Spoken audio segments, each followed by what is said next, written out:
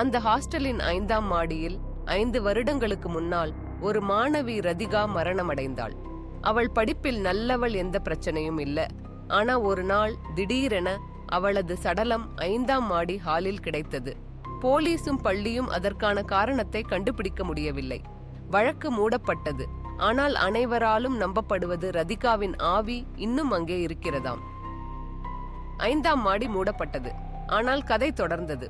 மாணவர்கள் பேசுவதை தவிர அந்த மாடி வாரம் ஒருமுறை மட்டும் சுத்தம் செய்யவே திறக்கப்படும்.